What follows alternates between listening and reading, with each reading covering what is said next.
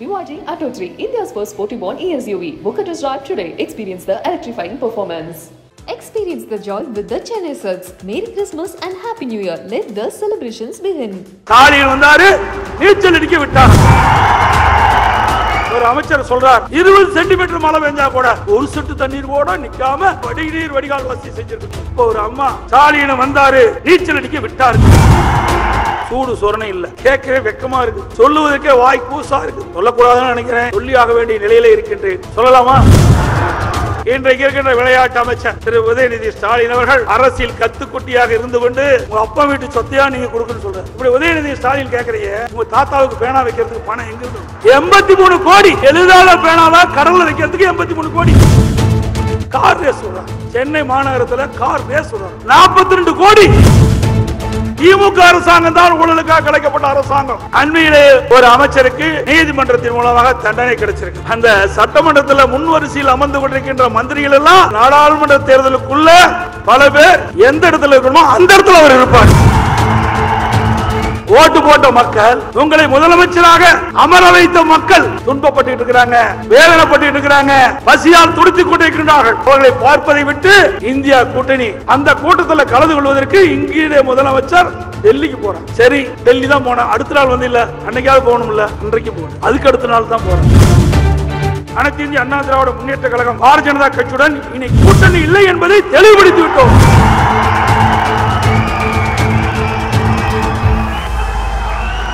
எந்த கொம்பனாலும் அண்ணா திமுகவை அழிக்கவோ ஒடுக்கவோ முடக்கவோ முடியவே முடியாது. தீய சக்தி திமுகவை அழிப்பதுதான் அண்ணா திமுகவுடைய முதல் கடமை என்று சொல்வார்கள். அம்மா மறைவுக்கு பிறகு சுமார் 4.5 ஆண்டு காலம் உங்கள் துணையோடு ஒரு சிறப்பான ஆட்சியை தமிழ்நாட்டு மக்களுக்கு தந்தோம். இந்தியாவிலே எத்தனையோ கட்சி இருக்கின்றன, தமிழகத்திலும் எத்தனையோ கட்சி இருக்கின்றது. ஆனால் சோதனை மேல் சோதனையை சந்தித்த ஒரே கட்சி அதிமுக கட்சி ஒன்றுதான். அத்தனை சோதனைகளும் படிக்கட்டாக்கி வெற்றி கண்டதும் அதிமுக கட்சி ஒன்றுதான். தீய சக்தி திமுக நம்மை எவ்வளவோ சீண்டி பார்க்கின்றது. இயக்கத்தை முடக்க எவ்வளவோ பாடுபடுகிறார்கள். எனக்கு முன்னாலே அறிவிச்சவர் சி சண்முகம் குறிப்பிட்டதை போல நம்ம எதிரிகளோடு கைகோத்து துரோகிகளும் இணைந்து கொண்டார்கள். இருவரும் சேர்ந்து இயக்கத்தை உடைக்க எவ்வளவோ முயற்சி செய்தார்கள். அத்தனையும் உங்களுடைய துணையோடு இருவரும் தன்னுடைய அருள் ஆசியோடு வென்று காட்டினோம். தேர்தல் கமிஷனிலும் நமக்கு அங்கீகாரம் கிடைத்து விட்டது. இனி அனைத்து இந்திய அண்ணா திராவிட முன்னேற்ற கழகம் ஜெட் வேகத்திலே செயல்படும். ஆக்கி வைச்ச சாதத்தை சாப்பிடுவதை போல நாம் அனைத்தும் செய்து வைத்தோம். ஆட்சி மாற்றம், விடியா திமுக அரசு ஆட்சிக்கு வந்தது. அப்பொழுது கூட சரியான முறையிலே கொரோனா வைரஸ் பரவலை தடுக்க முடியாமல் திணறிய அரசுதான் விடியா திமுக அரசு. விடியா திமுக ஆட்சியிலே பல உயிர்களை இழந்திருக்கின்றோம். ஆனால் அனைத்து இந்திய அண்ணா திராவிட முன்னேற்ற கழக அரசு வேகமாக, துடிப்பாக, விவேகமாக செயல்பட்ட காரணத்தினாலே விலை மதிக்க முடியாத உயிர்கள் எல்லாம் காப்பாற்றிய அரசு அண்ணா திமுக அரசு என்பதை நாங்கள் பெருமையோடு சொல்ல கடைபெற்றுகின்றேன். திராவிட முன்னேற்ற கழகம் 2021 சட்டமன்ற பொதுத் தேர்தலின் போது இன்றைய முதலமைச்சர், அன்றைக்கு எதிர்க்கட்சி தலைவர், திராவிட முன்னேற்ற தலைவராக இருக்கின்ற பொழுது சுமார் 520 அறிவிப்புகளை வெளியிட்டார். இதுவரைக்கும் நிறைவேற்றப்பட்டதா? நிறைவேற்றினாங்களா? இப்படி மக்களை ஏமாற்றி தந்திரமாக பேசி இன்றைக்கு கொள்ளைப்புறத்தின் உள்ளாக ஆட்சியிலே அமர்ந்து கொண்டு செயலற்ற அரசாங்கமாக இன்றைக்கு காட்சியளிக்கின்றது. ஒரு பொம்மை முதலமைச்சர் இந்த நாட்டை ஆண்டு கொண்டிருக்கிறார். அதனால் மக்கள் படுகின்ற துன்பம் ஏராளம். இன்றைக்கு கூட இந்த ஆட்சியில சாதனை என்று சொன்னால் ஊழல் செய்வதிலே சாதனை, வேற எதிலையும் சாதனை கிடையாது. கமிஷன், கலெக்ஷன், கரப்ஷன், இதுதான் திமுக ஆட்சியினுடைய சாதனை. வேற என்ன சாதனை செஞ்சிருக்கிறாங்க? எல்லா துறையிலும் ஊழல், ஊழல் இல்லாத துறையே கிடையாது. நாள்தோறும் ஊழல். இந்தியாவிலேயே ஊழலுக்காக கலைக்கப்பட்ட ஒரு அரசாங்கம் என்று சொன்னால் அது திமுக அரசாங்கம் தான். ஊழலுக்காக கலைக்கப்பட்ட அரசாங்கம். ஸ்டாலின் எப்பொழுது பார்த்தாலும் நம்ம இயக்கத்தை பற்றி குறை சொல்லுவார். அண்ணா திமுக ஆட்சியில் தான் ஊழல் நடைபெற்றது என்று சொல்லி, இப்பொழுது எந்த ஆட்சியில் ஊழல் நடைபெற்று சிறையிலே இருக்கின்றார் என்பது நாட்டு மக்கள் அறிவார்கள். அண்மையிலே ஒரு அமைச்சருக்கு நீதிமன்றத்தின் மூலமாக தண்டனை கிடைச்சிருக்கு. இன்னும் பல பேருக்கு தண்டனை கிடைக்க காத்து கொண்டிருக்கின்றார். அந்த முன்னாள் இருக்கிற வரிசையெல்லாம் போயிடும். அந்த சட்டமன்றத்தில் முன் வரிசையில் அமர்ந்து கொண்டிருக்கின்ற மந்திரிகள் எல்லாம் மக்களை பார்க்கல, நீதிமன்றத்துக்கு எப்பொழுது தீர்ப்பு வரும் என்று எதிர்நோக்கி கொண்டிருக்கிறார்கள். இந்த நாடாளுமன்ற தேர்தலுக்குள்ள பல பேர் எந்த இடத்துல இருக்கணுமோ அந்த இடத்துல அவர் இருப்பார்கள். இன்றைக்கு ஒரு அமைச்சர் சிறையில் இருந்து கொண்டிருக்கிறார். யார் என்று உங்களுக்கு தெரியும். 5 மாசமா அழகா சொல்றீங்க, சிறையில் இருந்துக்கிறார். நம்முடைய நீதிமன்றம் ஒரு தீர்ப்பை வழங்குச்சு. ஒரு அமைச்சர் சிறையில் இருக்கின்றார். அவர் அமைச்சராக பார்ப்பதா கைதியாக பார்ப்பதா? அமைச்சர் என்றால் புரோட்டோகால், அவருக்கு தகுந்த மரியாதை கொடுக்க வேண்டும். கைதி என்றால் அங்கே மற்ற கைதியோடு இருக்க வேண்டும். அந்த கேள்வி எழுப்புகின்ற பொழுது நீதியரசர் சொன்னார், சென்னை உயர்நீதிமன்றத்தில் சட்ட நெறிமுறைப்படி நல்ல அரசாட்சி தர முதலமைச்சர் நினைத்தால் அவரை தார்மீக அடிப்படையில் பதவியில் இருந்து விலகி இருக்கலாம். எவ்வளவு அற்புதமா சொல்லிட்டார். இன்னும் சூடு சொரணை இல்லை. நீதிமன்றம் கொடுத்த தீர்ப்பு கூட, நீதிமன்றம் அற்புதமான கருத்தை சொன்ன பிறகும் கூட இன்னும் அமைச்சரவையிலிருந்து விடுவிக்காத இருக்கிறது. காரணம், விடுவிச்சுட்டா இவரை பற்றி சொல்லிட்டா அவரிடத்தில் இவர் போயிடுவார். இருக்கிற முதலமைச்சர் அவருடைய இடத்திற்கு வரவழைச்ச பயம். ஆகவேதான் இன்று வரை இதற்கு மௌனம் காக்கின்றார். இன்றைக்கு இருக்கின்ற முதலமைச்சர் திராவிட முன்னேற்ற கழகத்துடைய தலைவராக இருக்கிறார். அவர் பொதுக்குழு கூட்டத்தில் பேசுறார். திமுக பொதுக்குழு கூட்டத்தில் பேசுறார். நாள்தோறும் காலையில் நம்மவர்கள் யாரும் எந்த புது பிரச்சனையும் உருவாகி கூடாது என்று நினைப்போடுதான் கண் விழிக்கிறேன். நாள்தோறும் காலையில் நம்ம திமுக யாரும் எந்த புது பிரச்சனையும் உருவாக்கி கூடாது என்ற நினைப்போடுதான் கண் விழிக்கின்றேன் என்று ஒரு முதலமைச்சரே சொல்றார். அப்படின்னா அந்த கட்சியில எவ்வளவு அராஜகம் இருக்குதுன்னு பாருங்க. இவர் நாட்டு ஆண்டு அந்த நாடு உருப்படியாகுமா? நாட்டு மக்களுக்கு தேவையான நன்மைகள் கிடைக்குமா? அவரே அவருடைய கட்சியை பற்றி புலம்புறாரு. அப்புறம் எப்படி போய் நாட்டு மக்களுக்கு நன்மை செய்வாரு? இதுதான் அந்த கட்சியுடைய நிலைப்பாடு. ஸ்டாலின் அவர்கள் கட்சியும் நடத்த தெரியல, ஆட்சியும் நடத்த தெரியல. அதனாலதான் செயலற்ற முதலமைச்சர் என்று பரவலாக பேசப்படுகிறது. பொம்மை முதலமைச்சர் என்று நாம் குறிப்பிட்டுக் கொண்டிருக்கின்றோம். திமுக அரசாங்கத்துக்கு இறங்க முகம் தொடங்கிவிட்டது. எங்கே பார்த்தாலும் எனக்கு முன்னாலே பேசியவர்கள் குறிப்பிட்டதை போல ஒரு நல்லதுக்கு போனாலும் சரி, ஒரு துக்கத்துக்கு போனாலும் சரி, மக்கள் பேசுவதெல்லாம் திமுக ஆட்சி எப்போது போகும், மீண்டும் அனைத்து இந்திய அண்ணா திராவிட முன்னேற்ற கழக ஆட்சி எப்பொழுது வரும் என்ற குரல் ஒலித்துக் கொண்டு இருக்கின்றது. அதே போல இன்றைக்கு ஆட்சி அதிகாரத்துக்கு வந்தவுடனே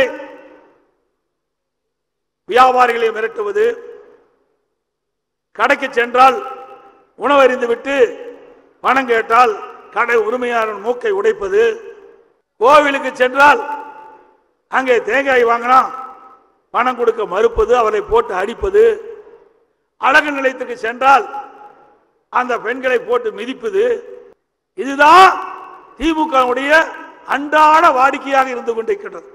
சட்டம் ஒழுங்கு அடியோடு சீர்குலைந்து விட்டது. எங்கே பார்த்தாலும் கொலை, கொள்ளை, திருட்டு, வழிப்பறிவு, பாலியல் வன்கொடுமை நடக்காத எண்ணமே கிடையாது. இன்னும் அருவருப்பான செய்தி கேட்கவே வெக்கமா இருக்கு, சொல்லுவதற்கே வாய் கூசா இருக்கு. நேற்றைய தினம் பத்திரிகையில் பார்த்தேன். சொல்லக்கூடாதுன்னு நினைக்கிறேன், சொல்லி ஆக வேண்டிய நிலையில இருக்கின்றேன். சொல்லலாமா? பசு ஒன்று கன்றுக்குட்டி போட்டிருக்குது. அந்த கன்றுக்குட்டியை கூட பாலியல் செய்த ஒரு அராசக ஆட்சி இந்த ஆட்சியில் தான் பார்க்க முடியும். ஒரு இளங்கன்று சில போதை ஆசாமிகள் அந்த கன்றுக்குட்டியை கடத்தி சென்று பாலியல் செய்திருக்கின்றார்கள். எந்த ஆட்சியாவது நடந்ததா? நடந்ததுங்களா? உண்மையை சொல்லுங்க. எவ்வளவு பெரிய வன்கொடுமை நடக்கின்ற ஒரே அரசாங்கம் விடியா திமுக ஆட்சியில் தான் நடந்துட்டு இருக்குது. அதோட போதை நடமாட்டம் இல்லாத இடமே கிடையாது. இளைஞர்கள், மாணவர்கள் போதைக்கு அடிமையாகின்ற சூழ்நிலை இன்றைக்கு தமிழகத்தில் ஏற்பட்டு விட்டது. எங்கே பார்த்தாலும் போதைப் பொருள் விற்பனை, அமோகமாக நடைபெற்றுக் கொண்டிருக்கின்றது. இன்றைக்கு தமிழகம் போதைப்பொருள் நிறைந்த மாநிலமாக காட்சியளித்துக் கொண்டிருக்கிறது. அதை தடுத்து நிறுத்த வக்கில்லாத அரசாங்கம் தான் இன்றைக்கு விடியா திமுக அரசு. அதே இன்றைக்கு இளைஞர்கள் மாணவருடைய வாழ்வு சீரழிந்து கொண்டிருக்கின்ற காட்சியை பார்க்கின்றோம். அந்த அளவுக்கு சட்ட ஒழுங்கு சீர்குலைந்த ஆட்சி திமுக ஆட்சி. இதுதான் திராவிட மாடல் ஆட்சியினுடைய நிலை என்பதையும் நாம் உணர வேண்டும். அனைத்து இந்திய அண்ணா திராவிட முன்னேற்ற கழகத்தில் பல புயல்கள் வந்தது.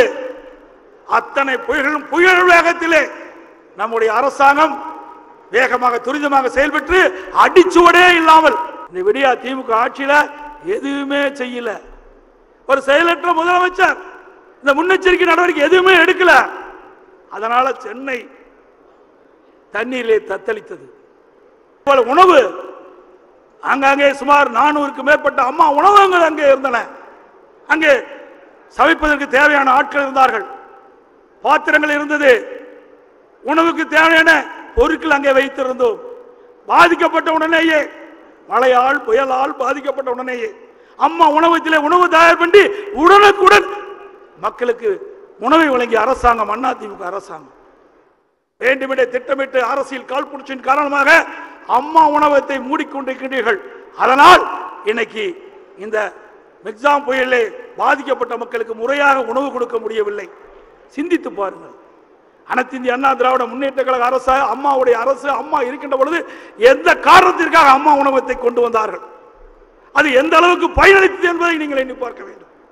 அரசியல் காழ்ப்புணர்ச்சியின் காரணமாக இன்னைக்கு இன்றைய தினம் சென்னை மாநகரம் மற்ற பகுதிகளிலே, மாநகராட்சி, பேரூராட்சி பகுதி, நகராட்சி பகுதியிலே அம்மா உணவகத்தை மூடிக்கொண்டிருக்கிறார்கள். இதனால் மக்கள் இன்றைக்கு பாதிக்கப்பட்டிருக்கிறார்கள் என்பதை இந்த அரசாங்கம் உணர வேண்டும். அது மட்டுமல்ல, அண்மையிலே கிட்டத்தட்ட 17ஆம் தேதி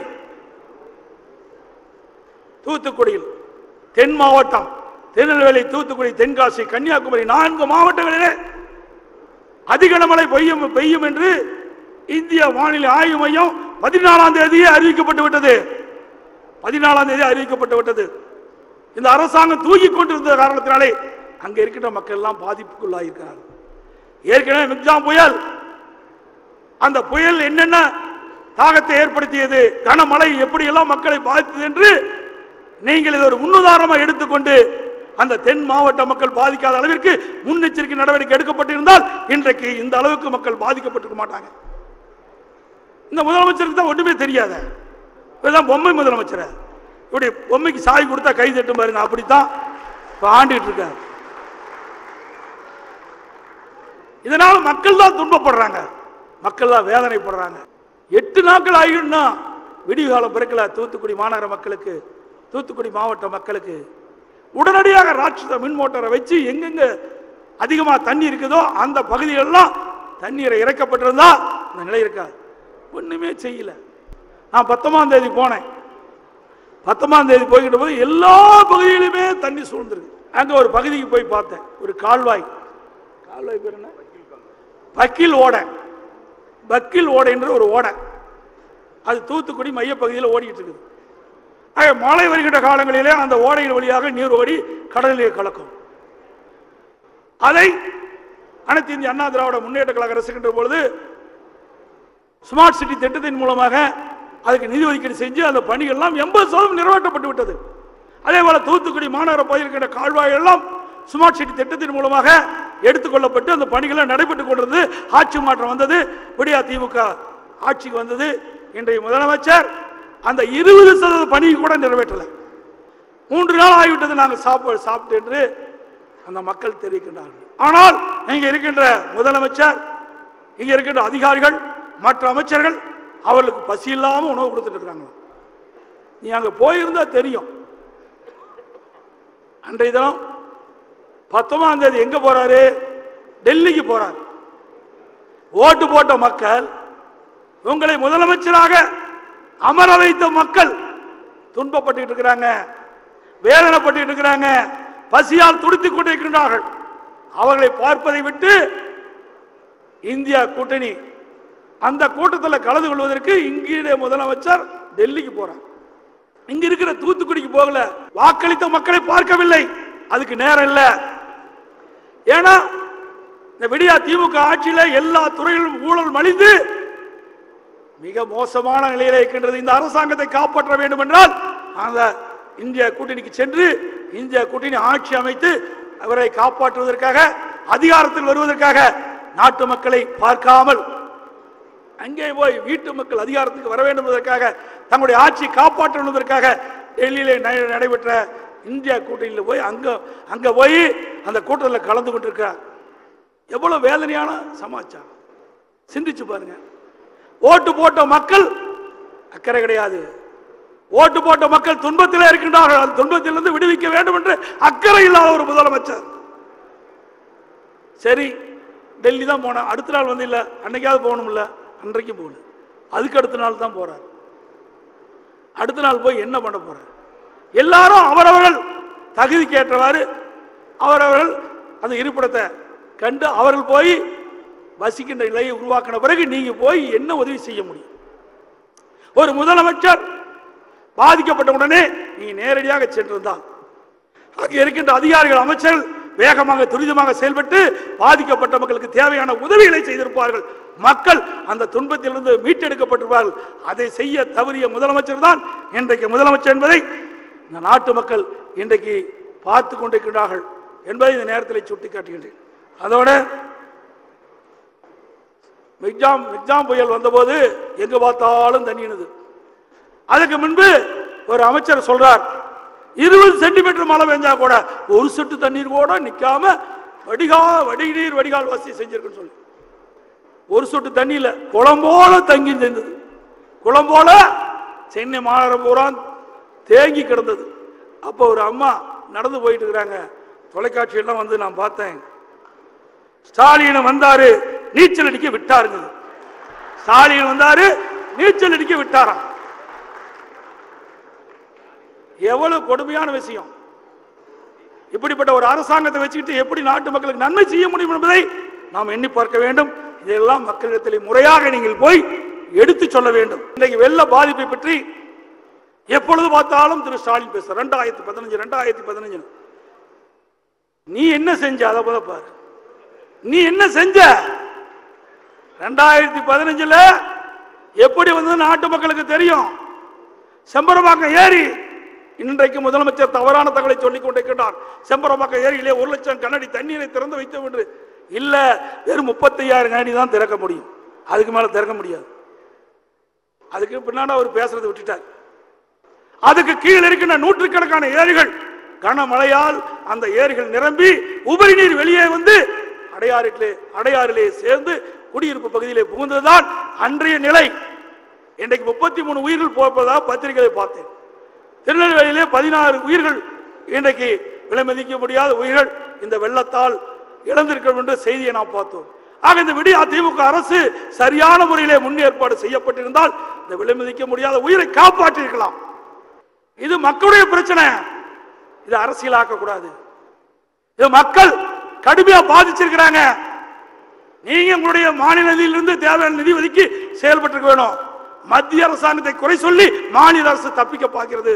அதே போல மத்திய அரசும் மக்களுடைய பிரச்சனையை உணர்ந்து தேவையான நிதி ஒதுக்கீடு செய்ய வேண்டும் என்று அனைத்து இந்திய அண்ணா திராவிட முன்னேற்றங்களை தீர்மானத்திலே கொண்டாந்து இருக்கிறோம். இந்தியா கூட்டணியை பொறுத்தவரைக்கும் 26 கட்சிகள் ஒன்றாக சேர்ந்துதான் இந்தியா கூட்டணி ஒரு கூட்டணி அமைச்சிருக்கிறாங்க. பல்வேறு கருத்து வேற்றுமையில் உள்ள கட்சிகள் எல்லாம் ஒன்றாக இணைஞ்சிருக்குது. அந்த கட்சியில இப்பொழுதே புகைச்சல் வந்துடுது. 19ஆம் தேதி நடைபெற்ற கூட்டத்திலேயே ஒரு புகைச்சல் வந்துடுது. அப்ப என்ன சொல்றாரு நிதிஷ்குமார் பேசுகின்ற பொழுது இந்தியில பேசுறாரு. அப்போ திரு DR பாலு MP அவர்கள் அதை ஆங்கிலத்தில் மொழிபெயர்த்து சொல்லுன்னு சொல்றாங்க. கூடாது கூடாது, நீங்க வேணா ஹிந்தி படிச்சுட்டு வாங்க அப்படின்னு என்னுடைய பேச்சை மொழிபெயர்க்கார் என்று திட்டவட்டமா சொல்லிட்டார். இதுதான் நிலைமை. இப்பொழுதே புகையை தொடங்கிவிட்டது. எப்பொழுது பார்த்தாலும் விடியா திமுக அரசு, திமுக முதலமைச்சர் தமிழ் தமிழ் என்று பேசுவார். அங்கே ஏன் குரல் கொடுக்கவில்லை? இதுதான் திமுக இரட்ட வேடம் வெளிச்சத்துக்கு வந்துவிட்டது.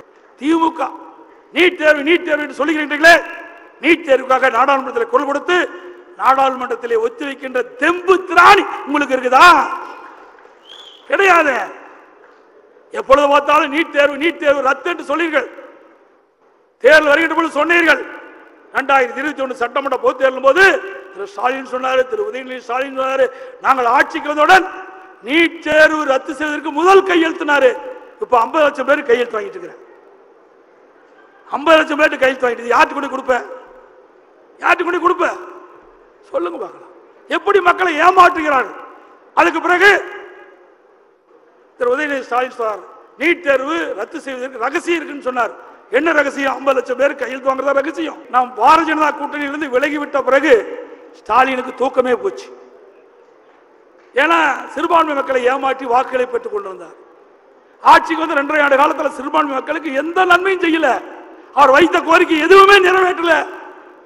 ஆகவே சிறுபான்மை மக்களுடைய வாக்கு சிதறிவிடும் என்ற அச்சத்தில் இன்றைக்கு ஏதோ புலம்பிக் கொண்டிருக்கிற காட்சியை பத்திரிகை ஊடகத்திலும் பார்க்கிறோம். திரு ஸ்டாலின் அவர்களே, நாங்கள் தெளிவுபடுத்தி விட்டோம். அனைத்து இந்திய அண்ணா திராவிட முன்னேற்ற கழக கட்சி பாரதிய ஜனதா கட்சியுடைய கூட்டணி இல்லை என்பதை தெளிவுபடுத்தி விட்டோம்.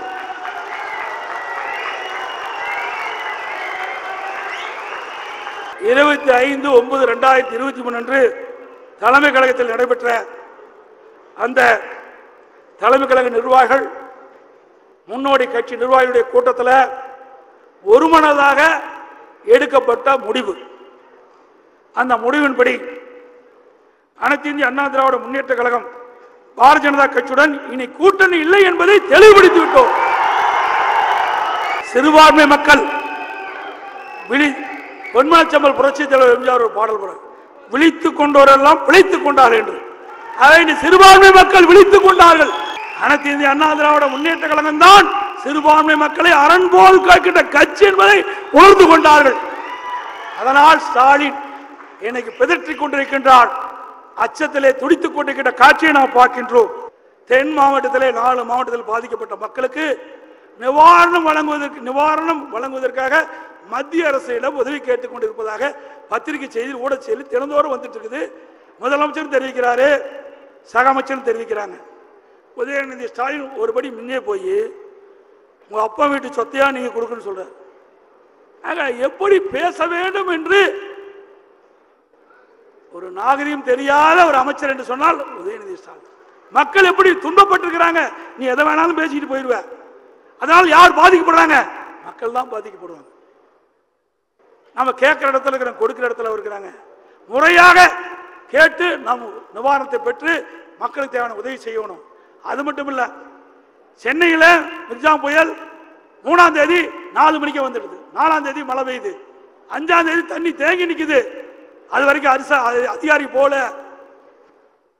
இன்னைக்கு இரவு தான் சீஃப் செக்ரட்டரி ஊடகத்தின் வாயிலாக பத்திரிகை பேட்டி கொடுக்கிறாரு. எங்கெங்கெல்லாம் தண்ணி அதிகமாக தேங்கி இருக்குதோ அங்கெல்லாம் தண்ணீரை வெளியேற்றுவதற்காக என்எல்சி நிறுவனத்திலிருந்து ராட்சச மின் மோட்டரை கேட்டுன்னு சொல்றாங்க.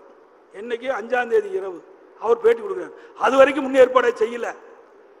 5ஆம் தேதி காலையில் 11:30 மணிக்கு நாடாளுமன்றத்தில் திரு டிஆர் பாலு எம்பி அவர்கள் பேசுறார். திமுக சார்பா இன்றைக்கு மிக்ஜாம் புயல்ல கடுமையா பாதிக்கப்பட்டாங்க, எங்களுக்கு 6300 கோடி கொடுங்கிற. எந்த அடிப்படையில் கேட்க? மத்திய அரசுக்கு உதவி கேட்க வேண்டும் என்று சொன்னால் தண்ணி வடிஞ்ச பிறகு என்னென்ன துறையில எவ்வளவு சேதம் கணக்கிட்டு முறையாக மத்திய அரசுக்கு கேட்டா தான் மத்திய அரசு கொடுக்கும். நல்ல முறையா கேட்டாவே மத்திய அரசாங்கத்திலிருந்து பணம் கிடைக்காது, நிதி கிடைக்காது.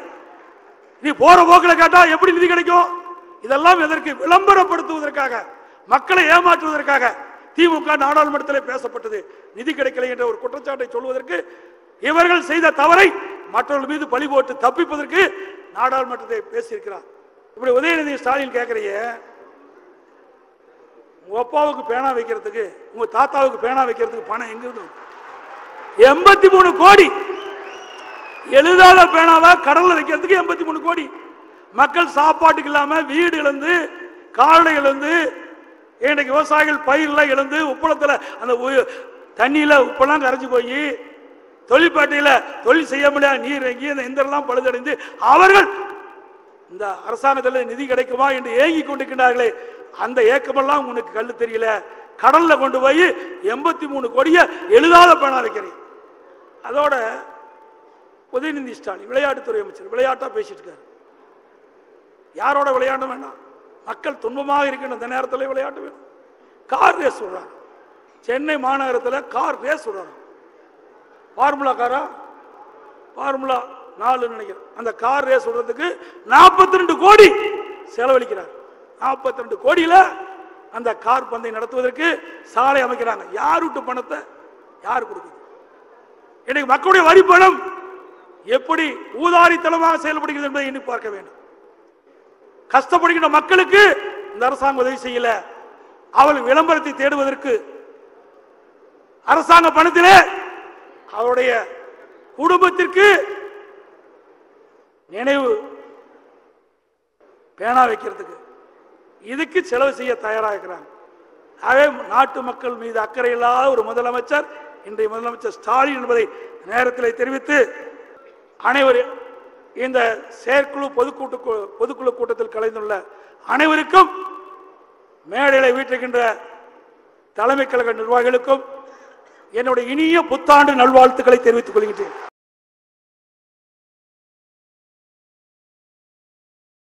BYD Atto 3, India's first sporty born ESUV. Book a test drive today. Experience the electrifying performance. Experience the joy with the Chennai Silks. Merry Christmas and Happy New Year. Let the celebrations begin.